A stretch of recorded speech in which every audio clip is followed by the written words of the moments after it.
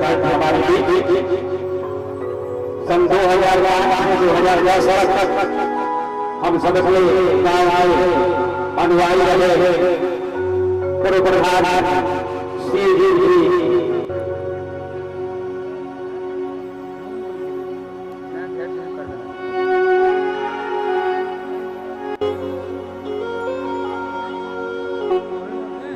हरि ओम हरि ओम हरि ओम हरि ओम हरि ओम हरि ओम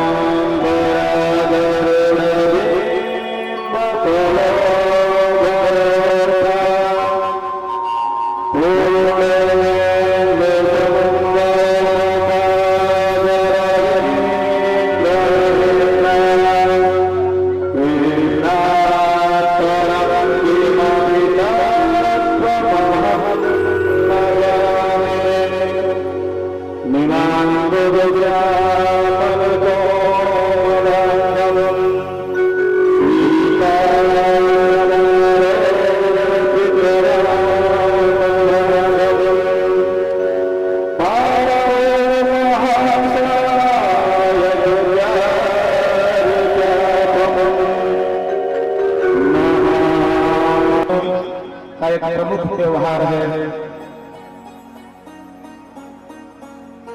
चैत्र शुक्ल प्रतिपदा से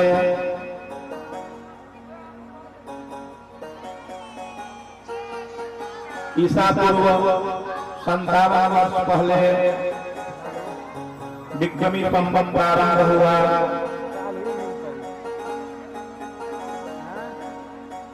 नवरात्र जो है संस्कृत का शब्द है जिसका अर्थ है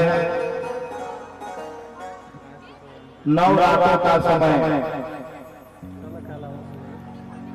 इन नवरात्रों है चैत्र, आषाढ़, आश्विन और माघ।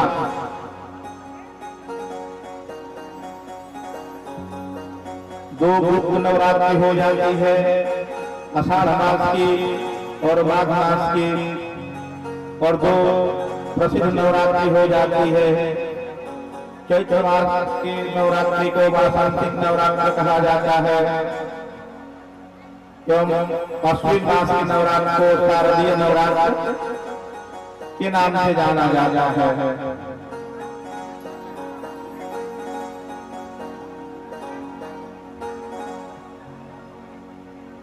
राजा बलि ने यहाँ पर यज्ञ किया था जिससे जनपद का नाम बलियाल पड़ा। कुछ अपभ्रंश होते हुए बलिया नाम शेष रह गया है।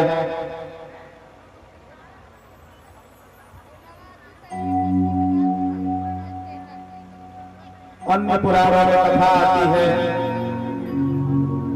कि जब महर्षि भृगु को त्रिदेव परीक्षण के लिए चुना गया और महर्षि भृगु ब्रह्मा जी, शंकर जी की परीक्षा लेने के बाद भगवान विष्णु के पास क्षीर सागर में पहुंचे। भृगु ऋषि ने उनके छाती पर एक लात मार दी। भगवान तुरंत निद्रा से जग उठे और भृगु ऋषि का पैर पकड़ लिए। बोले, महात्मा, आपको कहीं चोट तो नहीं लगी है? भगवान विष्णु ने महर्षि भृगु को का पूजन किया, परंतु लक्ष्मी माता को यह बात नहीं सुहाई।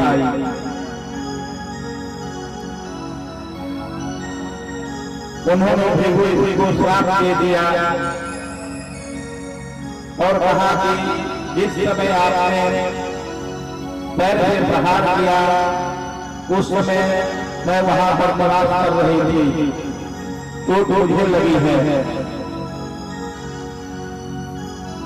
जब लक्ष्मी मैया ने भृगु ऋषि को श्राप दिया तो उस श्राप के प्रायश्चित के लिए भृगु ऋषि उद्योग करने लगे। तब उन्हें मरीचि ऋषि ने एक बांस दिया, सूखा हुआ बांस दिया और कहा कि आप पृथ्वी पर भ्रमण करें और जहां पर इस सूखे बांस से कोपल निकल जाए वहीं पर आपका प्रायश्चित होगा। भृगु ऋषि समस्त पृथ्वी पर भ्रमण करते हुए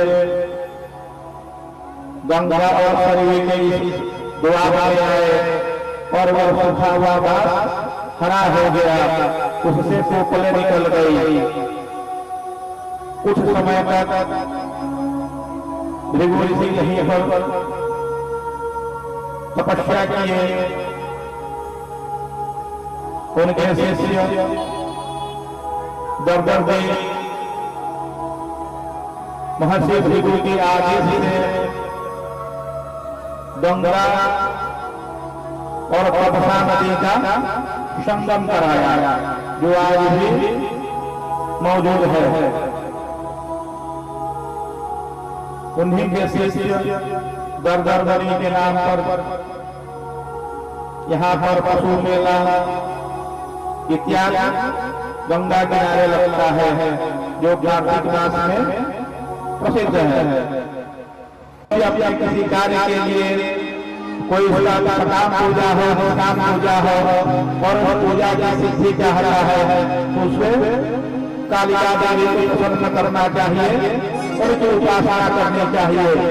उनकी यदि उपेक्षा की जाती है तो भगवान भरेश्वर प्रसन्न नहीं होते, उसे अपने समस्त कार्यों में सिद्धि नहीं प्राप्त होगी।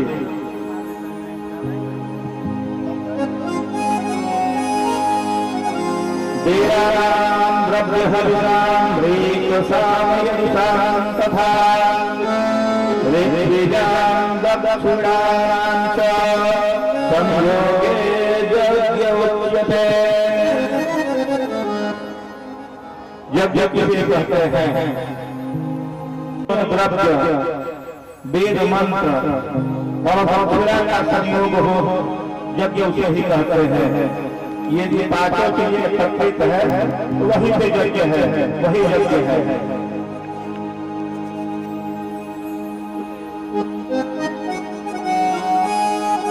यहाँ पर जो सतचंडी पाठ हो रहा है, इस पाठ के प्रभाव से पुराणों में कथा आती है, प्रमाण मिलते हैं, प्रसंग मिलता है कि 25 योजन तक की भूमि शुद्ध हो जाती है इस पाठ के प्रभाव से।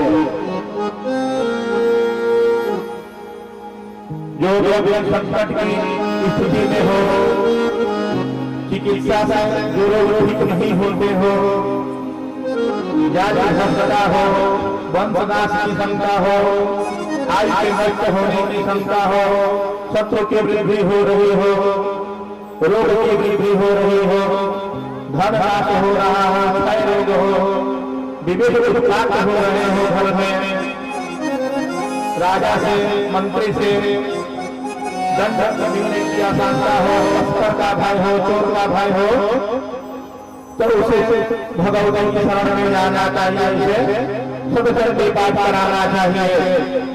पाठ की ऐसी महिमा है, सभी क्षेत्रीय जनता इस पवित्र पावन कार्य में अधिक से अधिक सहयोग करें। यह कार्यक्रम आप सभी का है।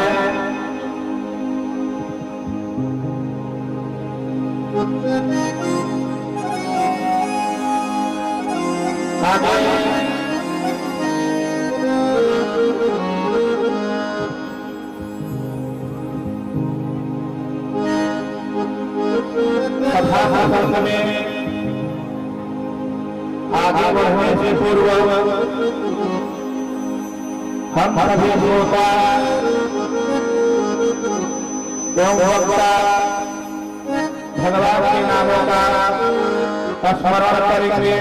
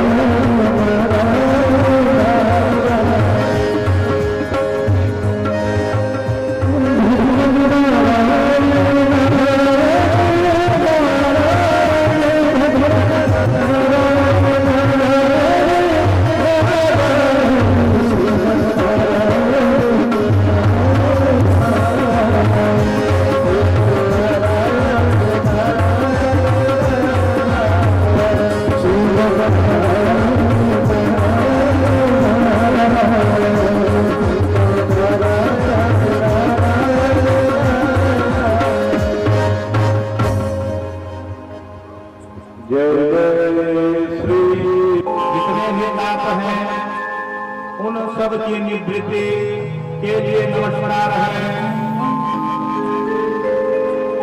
एक विलक्षण बात है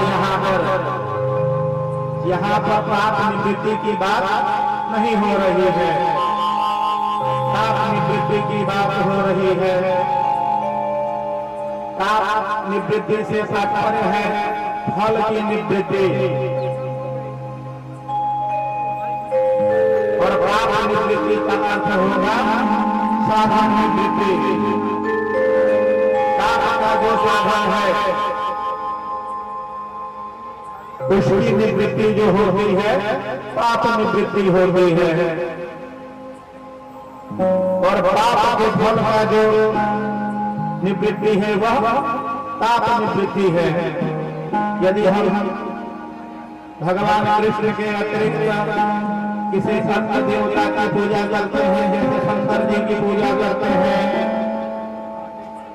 तो जो भी शुभ और अशुभ कर्म हमारे द्वारा हुए हैं, उन शुभ और अशुभ कर्मों से जो फल उत्पन्न हुआ है, तो उन फलों का समय कुछ समय के लिए चल जाएगा, लेकिन वह पाप जो उत्पन्न हुआ है वह समाप्त नहीं हो सकता, परंतु श्रीमद् भागवत जी के प्रथम श्लोक में भगवान श्री कृष्ण को हम नमस्कार करते हैं, प्रणाम करते हैं। तो भगवान कृष्ण हमारा जो पाप है, जो पाप फल की प्राप्ति हुई है, उस पाप फल को ही स्वतः नष्ट कर देते हैं। ऐसी महिमा है श्री ठाकुर जी की।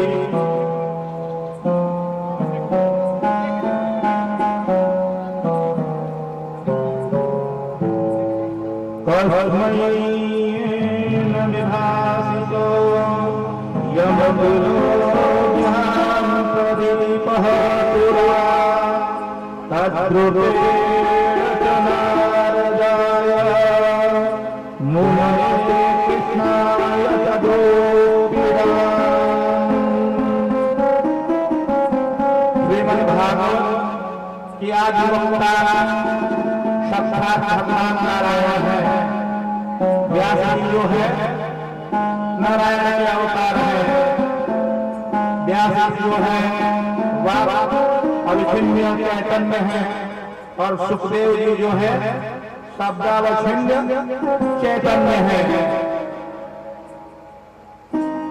देखिए शब्द की ऐसी महिमा है कि कहीं पे सभा लगी हुई है और सभा में कोई व्यक्ति किसी अन्य व्यक्ति के प्रति गाली गलौज कर देता है तो उसे कष्ट होता है, लड़ाई झगड़ा होने की भी संभावना है। और वही व्यक्ति उसी व्यक्ति किसी अन्य व्यक्ति की प्रशंसा कर देता है, वह व्यक्ति जो है प्रसन्न हो जाता है। तो शब्दों में इतनी शक्ति है। तो सुखदेव जी महाराज जो है शब्दावच्छिन्न चैतन्य है। ये सब जो है नारायण के ही रूप है। भगवान जो है सर्व रूप में प्रकट होते हैं, वही शब्द रूप में भी प्रकट होते हैं। परंपरा के क्रम से सभी चैतन्य का विवर्त है। अब विवर्त क्या होता है? अभी तथा मैंने अद्वैत शब्द का प्रयोग किया। मतलब होता है जोड़ा और अद्वैत का मतलब पृथक। जैसे सत्य चित और आनंद जो है अद्वैत है, पृथक करता है, लेकिन उनमें विवर्त है। विवर्त ऐसा तो जैसे गाय आधी होती है खूटे से और उसका कपड़ा होता है, वह चक्कर लगाता रहता है। जो भागता है वही विवर्त है। नमस्कार है यह नमस्कार 3 बार है।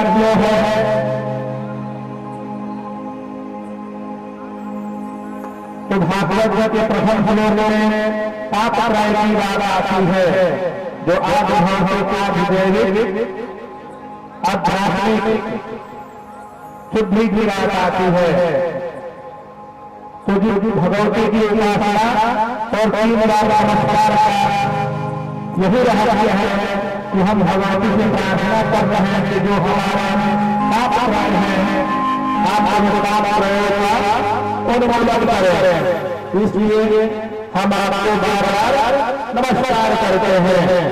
भगवान की जो शक्ति श्री राधा जी है, बगैर शक्ति का कोई भी कार्य संपन्न नहीं हो सकता।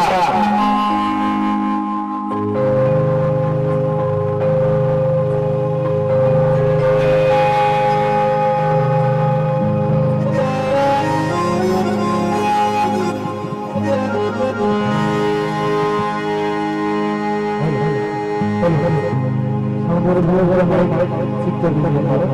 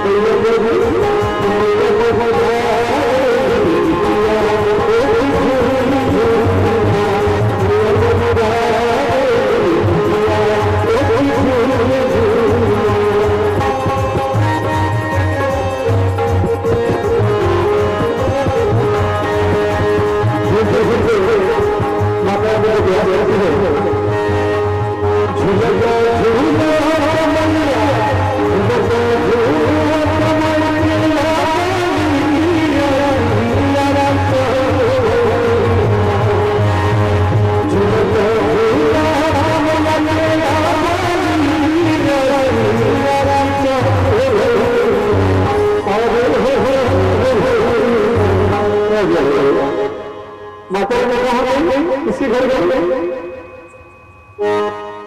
बोलना पड़ेगा साथ में बोलेगा माता ने कहा है ना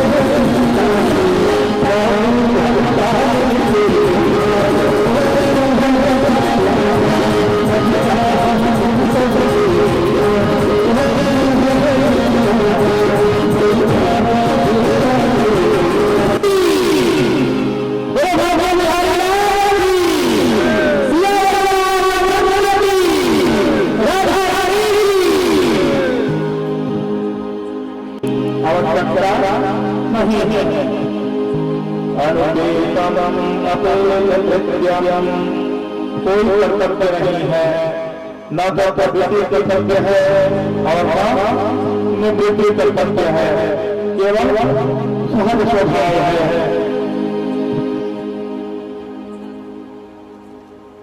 यह लाला इतना योग्य है कि आदि भाव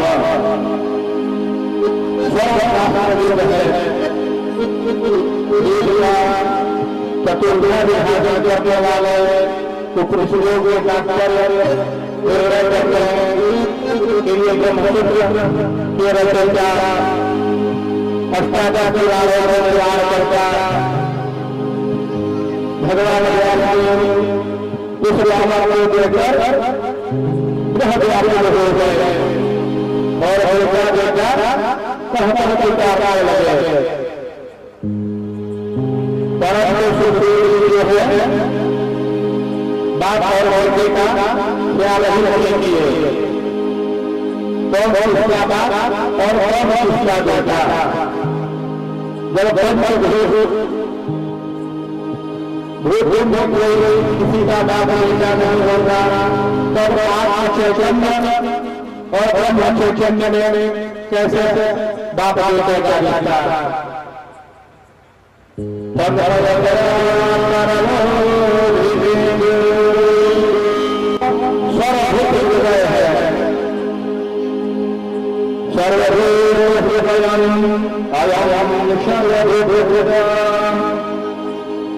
कोई नहीं है, वह हृदय में रहने वाला है, सबके हृदय में रहने वाला परमात्मा है। हम उनको नमस्कार करते हैं। ऐसे है श्री सुखदेव महाराज नैसे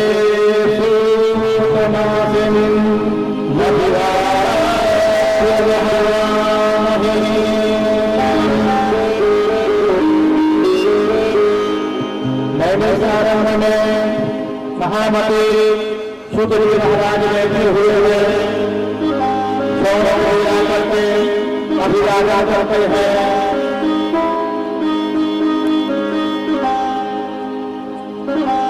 संसार में जितने भी व्यक्ति हैं उनमें सर्वोत्तम काशी को कहा गया है, फिर भी नैमिष क्षेत्र का क्या अर्थ है? तो ब्रह्मा जी ने आदि काल में उत्तर दिया और उत्तर के यहाँ पर निमिषीर्ण हो गए। तभी से उस क्षेत्र का नाम नैमिष हो गया। वहां पर महामती श्री सुखदेव महाराज यज्ञ के प्रबंध में बैठे हुए हैं। यज्ञ में हवन से जो समय से सीखना है सभी महामती एकत्रित हुए हैं और कथा होती है।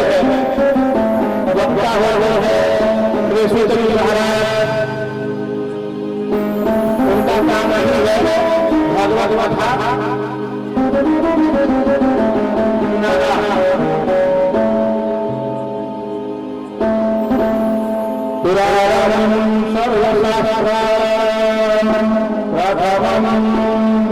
और जो तृप्ति हो गई है आत्मा चैतन्य की तृप्ति हो गई है।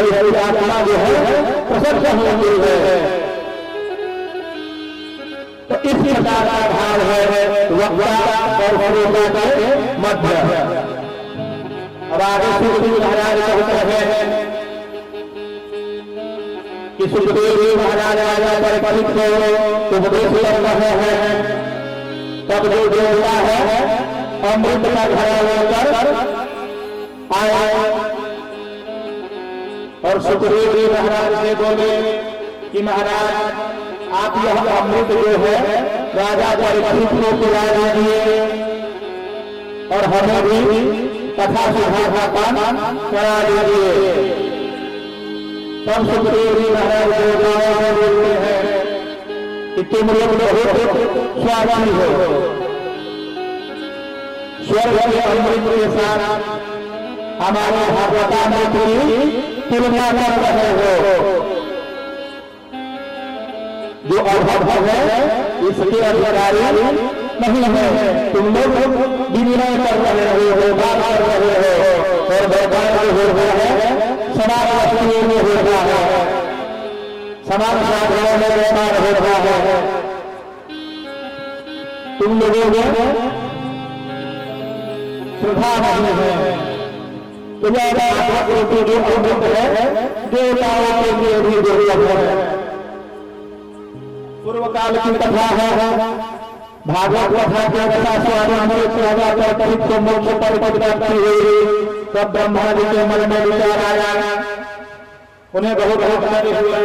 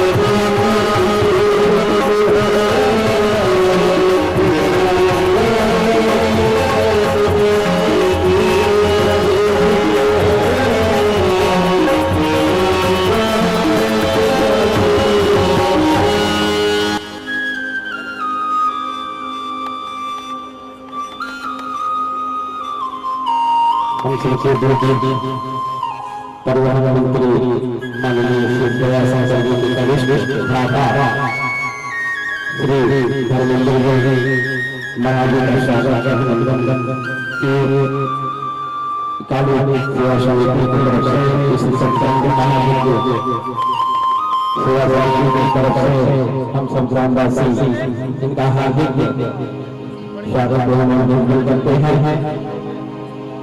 माता रानी से यही आशीर्वाद हम सब ग्रामवासी समुदाय मानते हैं कि भैया अगले बार दिल्ली पहुंच जाए और दिल्ली पहुंचकर हम सबको दिल्ली के कैबिनेट मंत्री बने हैं।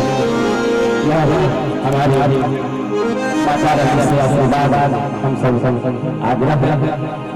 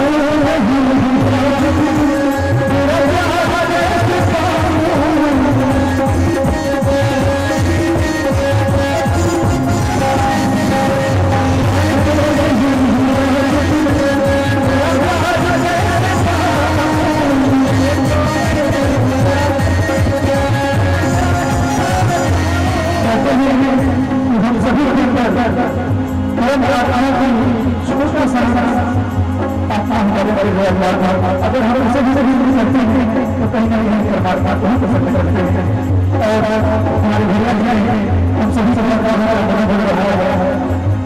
हम अपना सभी योगदान दे सकते हैं, महाराज जी अपना ज्ञान योगदान दे सकते हैं, आप अपनी भक्ति और अपना श्रद्धा योगदान दे सकते हैं। हम सभी अभी एक साथ करके भैया के परिवार में अपना अपना योगदान दे रहे हैं।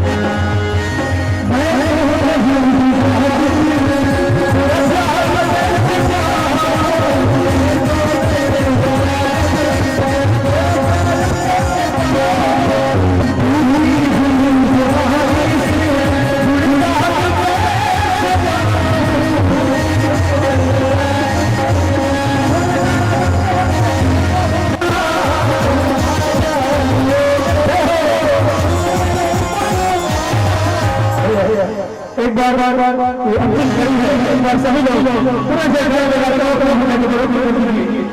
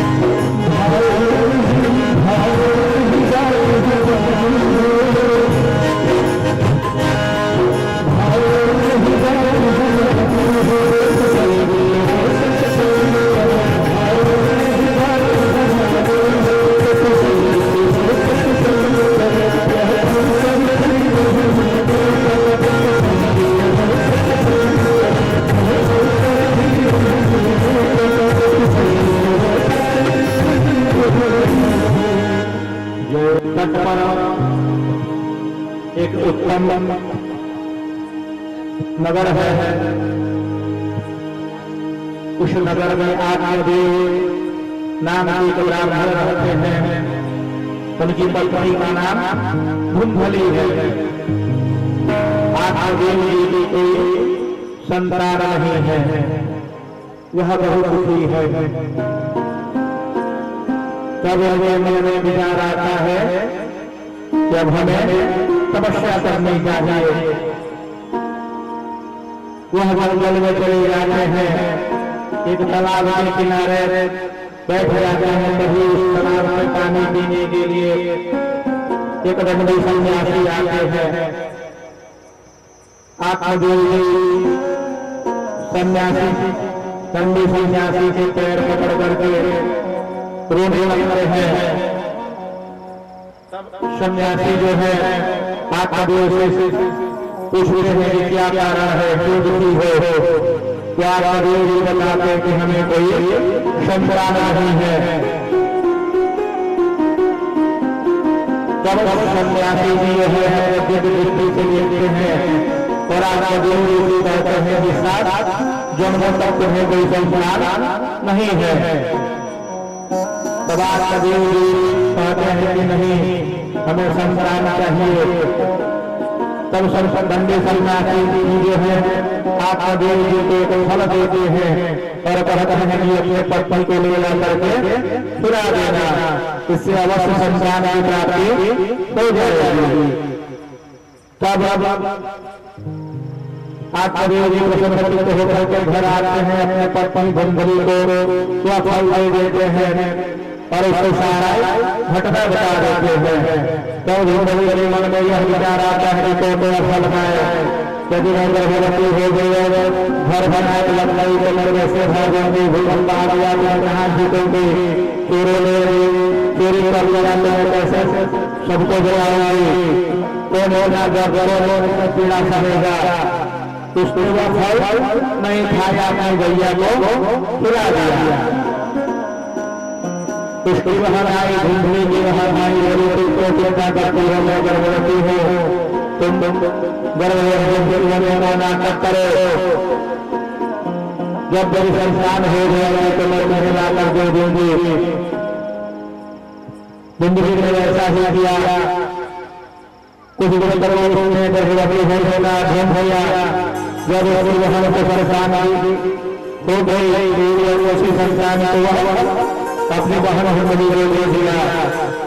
और धुंधली ने अपने पति से कहा, आत्मदेव जी ने कहा कि मेरे स्तन में दूध नहीं हो रहा है, आप मेरी बहन को खिला दीजिए।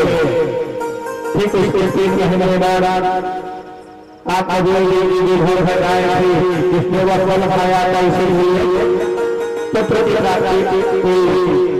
उससे जो उसका काम देते गाय के कान के समान नामकरण के लिए आई।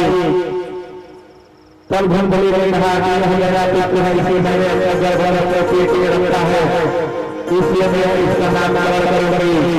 मेरा नाम धुंधली है, इसका नाम धुंधकारी हो गया। वो गर्भवती ने कुछ नहीं कहा, आत्मदेव जी ने कुछ नहीं कहा। उन्होंने जो गर्भवती का नामकरण कर दिया। समय व्यतीत होता गया, जिसका जैसा नाम का स्वभाव हो गया।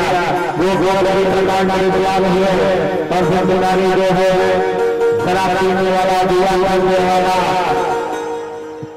बाजारों के बाद जाने वाला, तो वो आत्मदेव जी बहुत दुखी हुए। वो गोलरी के समझाने के बाद उन्होंने समझा ग्रहण करने वाले चले गए। वो तीर्थ यात्रा पर निकल गए। तब धुंधकारी ने अपनी माता से कहा, बताओ घर कहाँ खिला के रखी हो। माता जी रात को डर करके पिए हत्या कर ली। तब धुंधकारी ने बाजार से 5 औरतें लाया और घर पर ही भोग करने लगा। स्त्रियों ने कहा कि धन लेकर आए। तब धुंधकारी जो है बहुत बड़ा धन चुरा कर लाया। तब स्त्रियों के मन में यह विचार आया कि यह धन लेकर आया है कि कहीं हो राजा हम सबको पकड़ ले तुम लोग को मार दिया जाए और हम लोग को छोड़ करके चले जाए तब ढूंढदारी ने गला गला दिया गला गलाने से उसकी मृत्यु नहीं हुई तो उसको जल डाल दिया ढूंढदारी जो है मृत्यु को प्राप्त हुआ वो जब घर आए इन्होंने अपने भाई को नहीं पाया इन्होंने ढूंढदारी गया विश्राम पर दिन बात है वो अपने घर घर विश्राम कर रहे थे कभी एक प्रेत प्रकट हुआ और कहीं गीता बन जाता कहीं बिजली बन जाता कहीं सियार बन जाता तब गोकुल के पद पर जल जल से खेल मारे तब हम कहा कि मैं ढूंढदारी हूँ और नहीं रही है तब गोकुल जी ने कहा कि मैंने जो गया राजधानी संस्कार संपन्न कर दिया है तब ढूंढदारी ने कहा मेरी नहीं होगी देश के समस्त विद्वानों को इकट्ठा किया गया सभी सविता देवता से प्रार्थना की भगवान सूर्य की भागवत कथा सुनाई जाए ध्यान दीजिए भगवान के स्वगमन के 30 वर्ष के पश्चात सुखदेव जी ने राजा परीक्षित को भागवत कथा सुनाई उसके 200 वर्ष बाद कर्म ने ढूंढदारी को भागवत में कथा सुनाई और फिर उसके 30 वर्ष बाद सुखदेव महाराज जी ने स्वर्गवासी को कहने के बाद यह कथा सुनाई इसका आशय यह हुआ कि भगवान जब स्वधाम गमन कर रहे थे तो जो 20 वर्ष का समय था उसी समय के मध्य में श्री व्यास जी ने श्रीमद् भागवत महापुराण की रचना की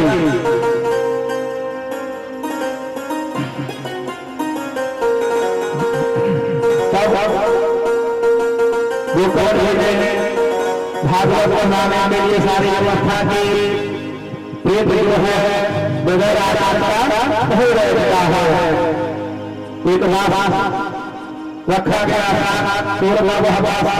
प्रथम दिन की कथा हुई लाठ टूट गई द्वितीय दिन की कथा हुई लाठ टूट गई तृतीय दिन की कथा हुई तृतीय लाठ टूट गई प्रकार से 7 दिन की कथा हुई और 7वें दिन जो है सातों टूट गई और ढूंढदारी को ले जाने के लिए भगवान कुमार आया इस प्रकार से श्रीमद् भागवत रूपी अमृत कथा का स्वागत है ढूंढदारी को पोते होने से मुक्ति मिल गई आगे की कथा आती है कि भागवत कथा कैसे सुननी चाहिए क्या विधि है तो भागवत की कथा